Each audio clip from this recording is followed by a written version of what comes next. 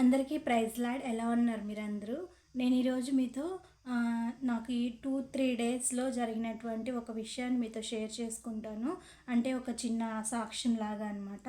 దేవుడు నా పట్ల ఏ ఏ విధమైన కార్యం చేశాడు అనని. అంటే దేవుడు ప్రతి చిన్న చిన్న విషయాలకు కూడా దేవుడు మనకి హెల్ప్ చేస్తాడు అని అన్న విషయాన్ని మీతో నేను ఈరోజు షేర్ చేసుకుంటాను. ముందు రోజు చెప్పినట్లుగా నాకు కొంచెం ఫీవర్గా ఉంది అని చెప్పేసి అన్నాం కదా, అట్లాగా నాకు 3-4 డేస్ బ్యాక్, అంటే పోయిన వారంలో నేను కొంచెం జ్వరంతో బాధపడుతూ అట్లా ఉన్నప్పుడు నా బాడీ తత్వం ఏంటి అని అంటే, ఒక జ్వరం వచ్చినా కూడా లేకపోతే ఏమైనా సరే ఒక చిన్న బాధ కలిగినా కూడా, అంటే హెల్త్కి సంబంధించి బాధ కలిగినా కూడా నేను ఇంకా బెడ్ రీడ్ అయిపోతాను అనమాట. నాకు పైకి లెగిసి చేసుకునేంత శక్తి కూడా నాకు ఉండదు. అట్లా నేను బెడ్ మీద ఉండిపోతాను. ఆ జ్వరం మళ్ళీ ఏం తినలేను, ఏం నాకు సహించదనమాట తినడానికి అట్లా కూడా. కాబట్టి నాకు చాలా నీరసంగా అట్లా ఉంది. ఇంకా ఒకరోజు ఏమైందంటే, అంటే జ్వరం వచ్చిన ఈవినింగ్ వచ్చింది జ్వరము. తర్వాత రోజు మార్నింగ్కి నాకు అసలు శక్తి లేదనమాట. మా సార్కి స్కూల్కి వెళ్ళాలి కాబట్టి తనకి నేను అన్నం పెట్టేసాను స్టవ్ మీద. ఇంక నాకు ఓపిక లేక నేను పడుకున్నాను. తన క్యారేజీ అన్నం ఒక్కటే అనమాట వండింది. నేను కూర వద్దులే, అందరూ కలిసి అక్కడ చేస్తారు కదా, ఇంకా నేను అడ్జస్ట్ అయిపోతాను, అక్కడ ఎవరో ఒకళ్ళు కూరలు తీసుకొని అని చెప్పేసి అంటే సరే అని చెప్పేసి నేను ఇంకా అన్నం పెట్టాను. కానీ అది కంప్లీట్ అయిందో లేదో కూడా నేను చూసుకోలేదనమాట. ఇంక నేను బెడ్ మీదకి వెళ్ళిపోయి ఇంక నాకు పొడుగుండిపోయాను. నేనైతే నాకు నీరసం అయిపోయి అట్లా ఫుల్ జ్వరంలో ఉండిపోయి అలాగా. అయితే మా బాబుని నేను స్కూల్కి తీసుకొని వెళ్ళలేకపోయాను. అందుకని చెప్పేసి తనకి అన్నం ఒక్కటే అయిపోయింది, మరి కర్రీ చేయాలి కదా నేను, మరి కూర ఎలా చేయాలి? నాకైతే నీరసంగా ఉంది, అసలు ఏ చేసే ఓపిక కూడా నాకు లేదనమాట. అయితే మా కింద వాచ్మెన్ వాళ్ళు ఉన్నారు కదా, ఆ వాచ్మెన్ ఆమెతో నేను చెప్పాను, ఇట్లా ఆఫ్టర్నూన్కి నాకు కూర చేసుకునే ఓపిక అయితే నాకు లేదు. ఆఫ్టర్నూన్కి కనుక మీరు ఒకసారి కనిపిస్తే నాకు బయటికి వెళ్ళి కర్రీస్ ఏమైనా ఉంటే తీసుకొని రమ్మని చెప్పేసి నేను చెప్పినప్పుడు ఆమె అనింది, నేను ఇంట్లో పప్పుచారు చేస్తున్నాను మేడం, ఒకవేళ మీకు ఇష్టమైతే నేను తీసుకొచ్చి ఇస్తాను, బాబుకి బయట ఫుడ్ ఎందుకులే అని చెప్పేసి, బయట కర్రీ ఎందుకులే అని చెప్పేసి అనిందనమాట. సరే అని చెప్పేసి నేను ఆ రోజు తన దగ్గర తీసుకున్నాను. నాకు ఈ విషయం చెప్తే వాచ్మెన్ దగ్గర పప్పు తీసుకున్నారా అని చెప్పేసి కొంతమంది అనుకోవచ్చు. నాకు వాచ్మెన్ అని కాదు, లేకపోతే పెద్దవాళ్ళు అట్లా అని కాదు, నేను ఎవరితోనైనా సరే ఈక్వల్గానే ఉంటాను అనమాట. ఇంకా ఆ రోజు అయితే అలా గడిచిపోయింది. ఇంకా ఆ రోజు మార్నింగ్కి ఇంకా ఆ రోజు గడిచిపోయింది. ఇంకా ఆ రోజుకి జ్వరం అట్లానే ఉండిపోయింది. తర్వాత రోజు మార్నింగ్కి జ్వరం తగ్గిపోయింది అనమాట. అయితే జ్వరం తగ్గినా కూడా నీరసం అన్నది ఉంటుంది కదా, నీరసం అన్నది ఉండి మా హస్బెండ్ ఏం చేస్తారంటే లీవ్ పెట్టేసుకున్నారు. పాపం వెళ్ళడానికి కష్టంగా ఉంది, జ్వరంగా ఉంది, వదిలిపెట్టి ఎందుకులే వెళ్ళడం అని చెప్పేసి అని లీవ్ పెట్టుకున్నారనమాట. అయితే ఇప్పుడు వంట చేయాలి, తనకి అన్నం చేయాలి, కూర చేయాలి అట్లాగా. సరే నాకు ఓపిక లేకపోయినా సరే నేను చేస్తాను అని చెప్పేసి కూరగాయలు తీసుకురమ్మని చెప్పేసి అని పంపించినప్పుడు, అంతకుముందు మా దగ్గర పనిచేసినటువంటి వాళ్ళు అక్కడ కనిపించారంట. కనిపించినప్పుడు ఇట్లా ఏం సార్ స్కూల్కి వెళ్ళలేదు అది ఇది అని అంటే, ఇట్లా అమ్మాయికి బాగాలేదు అందుకని చెప్పేసి నేను లీవ్ పెట్టుకున్నాను అని చెప్పేసి అనగానే వాళ్ళు భార్యాభర్తలు ఇద్దరు ఏదో పని మీద వెళ్తున్నారనమాట. అయితే ఆ మాట చెప్పగానే ఇంకా వాళ్ళు ఇంటికి వచ్చారు. వాళ్ళ ఇంటికి వచ్చి ఇంకా అమ్మాయి అడిగింది, మేడం నన్ను చేయమంటారా వంట, జ్వరంగా ఉంది కదా, బాగాలేదు కదా, నీరసంగా ఉంది కదా, మీరు చేసుకోలేరు కదా అంటే, వద్దు నేను చేసుకుంటానులే అని చెప్పేసి అన్నాను. అని అంటే ఇంకా వాళ్ళ హస్బెండ్ అట్లా కాదు మేడం చాలా నీరసంగా ఉంది, తను చేసుకోలేరులే, నువ్వు చేసి పెట్టేసేయని అని అంటే సరే అని చెప్పేసి అమ్మాయి ఆ రోజు బీరకాయ కూర చేసింది, బీరకాయ పచ్చడి చేసింది. నాకు అసలు ఆ 2 డేస్ నేను అసలు ఫుడ్ కూడా సరిగ్గా తీసుకోలేదు. ఎందుకంటే నాకు నోటికి మంచిగా ఇంపుగా అట్లా ఏం అనిపించలేదు.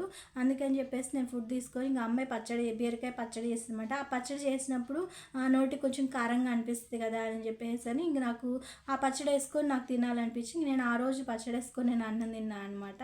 అట్లాగా దేవుడు మనకి హెల్ప్ చేస్తారు. నేనైతే అనుకోలేదు, అంటే నాకు టయానికి మంచిగా నాకు నీరసంగా ఉంది, నేను వంట చేసుకోవాలి కష్టంగా ఉంటుంది అని చెప్పేసి చెప్పేసి నేను ఆలోచించాను. కానీ సరే ఏం చేద్దాం, ఇంకా చేసుకోవాలి తప్పదు కదా అని చెప్పేసి అనుకున్నాను. కానీ అట్లా హెల్ప్ చేశారనమాట.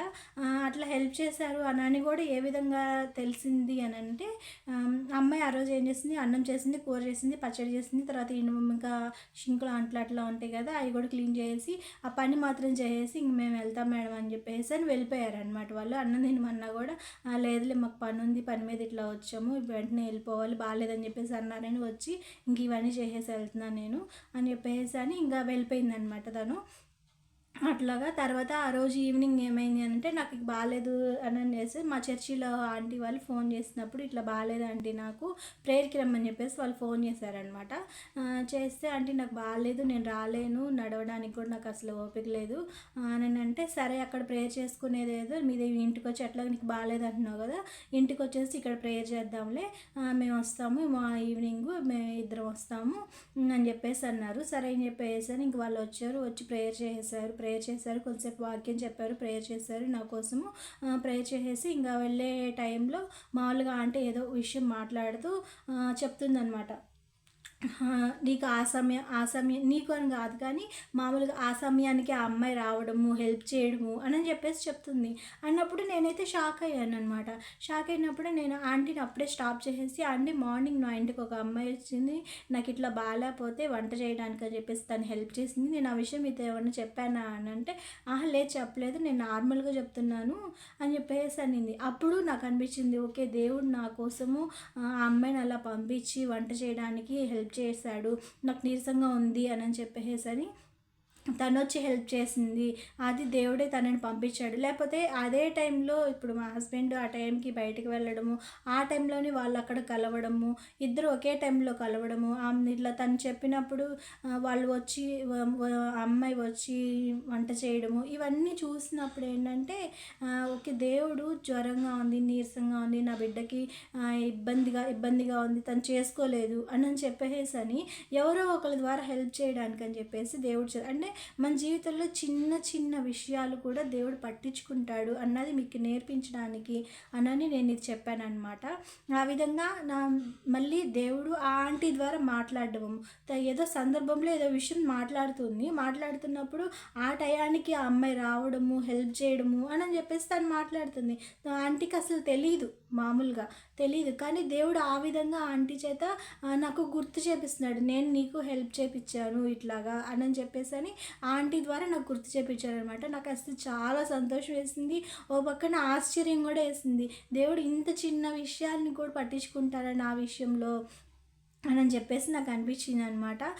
అంటే మనం ఇక్కడ ఇంకొక విషయం నేర్చుకోవాల్సిన విషయం ఏంటి అని అంటే, మనకి ఏదైనా సమస్య వచ్చినప్పుడు, ఏదైనా సరే బాధలు కలిగినప్పుడు, నాకు వాళ్ళు హెల్ప్ చేయలేదే, వీళ్ళు హెల్ప్ చేయలేదే అని చెప్పేసి ఎదుటి వాళ్ళ మీద మనము డిపెండ్ అవుతూ వాళ్ళు హెల్ప్ చేస్తే బాగుంటుంది, వీళ్ళు హెల్ప్ చేస్తే బాగుంటుంది అట్లా అని చెప్పేసి మనం లోకరీతిలో ఆలోచిస్తూ ఉన్నప్పుడు దేవుడు కార్యం చేయడు. కానీ ఎవ్వరు హెల్ప్ చేయని పరిస్థితుల్లో ఉన్నప్పుడు, దేవా నువ్వే నాకు దిక్కు అని చెప్పేసి అన్న పరిస్థితులు అప్పుడు దేవుడు మన జీవితంలో కలుగు చేసుకొని అప్పుడు దేవుడు కార్యం జరిగిస్తాడనమాట.